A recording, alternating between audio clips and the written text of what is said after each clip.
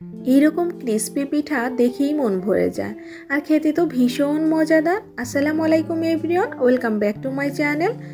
আজকে আপনাদের সাথে শেয়ার করব লবঙ্গ লতিকা পিঠা রেসিপি, যেটা দেখতে অনেকটাই সুন্দর আর খেতে ভীষণ মজাদার আর বানানো তো একদমই সহজ। তাহলে চলুন দেরি না করে দেখে নেওয়া যাক পুরো রেসিপিটা। প্রথমে একটি মিক্সিং বলে নিয়ে নিয়েছি 1 কাপ পরিমাণ ময়দা, চাইলে আপনি এখানে আটাও ব্যবহার করতে পারেন। দিয়ে দিচ্ছি স্বাদ মতো লবণ আর দিয়ে দিচ্ছি 1 টেবিল চামচ পরিমাণ রান্নার রেগুলার সয়াবিন তেল। এবার হাত দিয়ে ময়দার তেলটাকে ভালোভাবে মিশিয়ে নিতে হবে। ভালোভাবে মেশানো হয়ে গেলে এবার অল্প অল্প করে পানি দিয়ে একটি সফট ডো তৈরি করে নিতে হবে। নর্মালি আমরা যেভাবে প্রতিদিন রুটি পরোটার ডো তৈরি করি ঠিক সেভাবে তৈরি করলেই হয়ে যাবে। ময়দাটা ভালোভাবে মাখানো হয়ে গেলে 2 থেকে 3 মিনিট ভালোভাবে মথে নিয়েছি। এবার ডোয়ের উপরে সামান্য একটু তেল ব্রাশ করে দিয়ে দিচ্ছি, এতে করে ডোটা কিন্তু শক্ত হয়ে যাবে না, সফট থাকবে। এবার ঢাকনা দিয়ে ঢেকে আমি 10 মিনিটের জন্য রেস্টে রেখে দিচ্ছি। এর মাঝে আমি ভেতরের পুরটা রেডি করে নিব। তার জন্য একটি প্যানে নিয়ে নিচ্ছি 1 কাপ পরিমাণ কোরানো নারকেল, 1/2 কাপ পরিমাণ দিয়ে দিচ্ছি খেজুরের গুড়। এবার গুড় আর নারকেলটাকে ভালোভাবে মিশিয়ে নিতে হবে। এই পর্যায়ে চুলার আঁচটাকে একদম লো হিটে রেখে তারপর এই কাজটা করে নিতে হবে, তা না হলে নারকেলটা পুড়ে যাবে। ফ্লেভারের জন্য 2টি এলাচ দিয়ে দিচ্ছি, এতে করে সুন্দর একটা ফ্লেভার আসবে। এবার অনবরত নেড়ে চেড়ে নারকেলটাকে ভালোভাবে ভেজে নিতে হবে। কিছুক্ষণ ভেজে নেওয়ার পর দেখতে পাবেন নারকেল থেকে কিছুটা পানি ছেড়ে দিয়েছে। ওই পর্যায়ে আমি অ্যাড করে দিচ্ছি 1/4 কাপ গুঁড়া দুধ। গুঁড়া দুধটা অপশনাল, চাইলে স্কিপ করতে পারেন, তবে দিলে খেতে বেশি ভালো লাগে, সুন্দর একটা গুঁড়া দুধের ফ্লেভার পাওয়া যায়। এবার অনবরত নেড়ে চেড়ে পুরটাকে একটু আঠালো হওয়া পর্যন্ত জাল করে নিচ্ছি। যখন দেখবেন এরকম পুরটা আঠালো হয়ে যাচ্ছে, ওই পর্যায়ে চুলাটা অফ করে দিয়ে আমি নামিয়ে ঠান্ডা করে নিচ্ছি। 10 মিনিট রেস্টে রাখার পর পিঠার ডোটা কিন্তু একদম রেডি। আমি আরও 1 মিনিটের মতো ভালোভাবে মথে নিলাম। ভালোভাবে মথে নেওয়া হয়ে গেলে আমি এখান থেকে 4টা লিচি কেটে নিচ্ছি। এবার আমি এই লিচিগুলোকে একটু গোল করে শেপ দিয়ে দিচ্ছি, এতে করে কিন্তু রুটিগুলো সুন্দর হবে।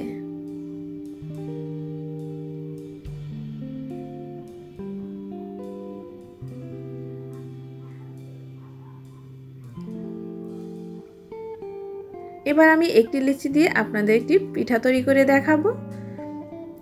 বোর্ডে সামান্য একটু তেল লাগিয়ে নিতে হবে। এরপরে রুটির ডোটা দিয়ে ভালোভাবে একটি পাতলা রুটি তৈরি করে নিতে হবে। রুটিটা কিন্তু মোটা হবে না, একটু পাতলা হবে। রুটিটা তৈরি হয়ে গেলে এবার আমি একটি চাকু দিয়ে 4 কোণা করে কেটে নিব, অর্থাৎ স্কোয়ার করে কেটে নিব।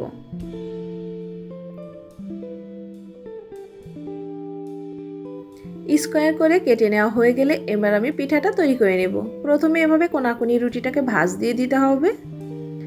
এরপর ভাঁজ দেওয়া শেষ হয়ে গেলে উল্টে নিতে হবে আর মাঝ বরাবর যে পুরটা বানিয়ে রেখেছিলাম সেটা একটু গোল করে দিয়ে দিতে হবে। এরপর আবারও আমি কোনাকুনি করে ভাঁজ করে দিচ্ছি। ভাঁজ করা দেওয়া হয়ে গেলে এবার আমি মুখটাকে ভালোভাবে সিল করে দিচ্ছি।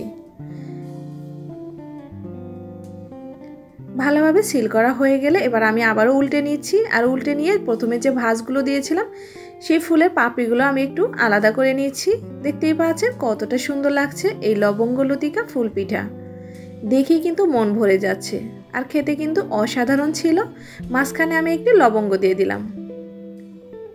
তো তৈরি হয়ে গেল আমার একটি পিঠা। তো আমি সবগুলো পিঠা একই প্রসেসে বানিয়ে নিয়েছি। এবার এই পিঠাগুলো ভেজে নেওয়ার পালা। চুলায় একটি প্যান বসিয়ে তেল দিয়ে দিয়েছি আর তেলটা যখন গরম হয়ে যাবে ওই পর্যায়ে আমি পিঠাগুলো দিয়ে দিচ্ছি। এই পর্যায়ে চুলার আঁচটা একদম লো টু মিডিয়ামের মাঝামাঝি আছে। চুলা আঁচ বাড়িয়ে কিন্তু এই পিঠাগুলো ভাজা যাবে না, তাহলে বাইরেটা দ্রুতই কালার চলে আসবে আর ভেতরটা কিন্তু কাঁচাই থেকে যাবে।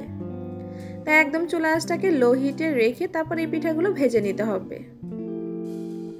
একদম ক্রিস্পি করে ভেজে নিতে হবে, গোল্ডেন ব্রাউন কালার করে, তাহলে কিন্তু এই পিঠাগুলো খেতে ভালো লাগবে।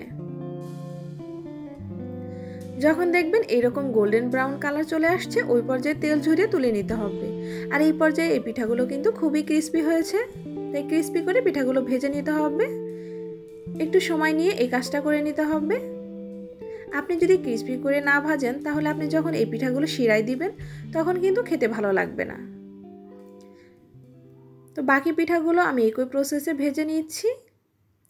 আপনি চাইলে এই পর্যায়ে কিন্তু এই পিঠাগুলো খেতে পারবেন। যেহেতু আমি আজকে শিরায় ভেজাবো তাই আমি শিরাটা তৈরি করে নিব। আর শিরা তৈরি করার জন্য একটু প্যানে দিয়ে দিচ্ছি 1/2 কাপ পরিমাণ চিনি, 1 কাপ পরিমাণ পানি, দিয়ে দিচ্ছি একটি এলাচ, আর এলাচের মুখটা আমি একটু থেতো করে দিয়েছি, এতে করে সুন্দর একটা ফ্লেভার আসবে। এবার অনবরত নেড়েচেড়ে আমি শিরাটাকে একটু ঘন করে নিব, তবে বেশি ঘন করার প্রয়োজন নেই, 3 থেকে 4 মিনিট জাল করে নিলেই কিন্তু একটু ঘন হয়ে যাবে।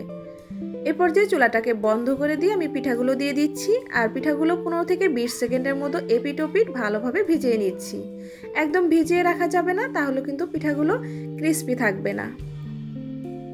জাস্ট এপিট ওপিট ভালোভাবে ভিজিয়ে নিয়ে আমি শিরা থেকে তুলে নিচ্ছি।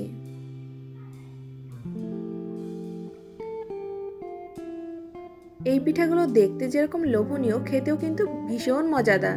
ভিতরে নারকেলে পুরে ভরা এই পিঠাগুলো খেতে অসম্ভব মজার ছিল। উপরে আমি একটু বাদাম কুচি দিয়ে গার্নিশ করে দিচ্ছি।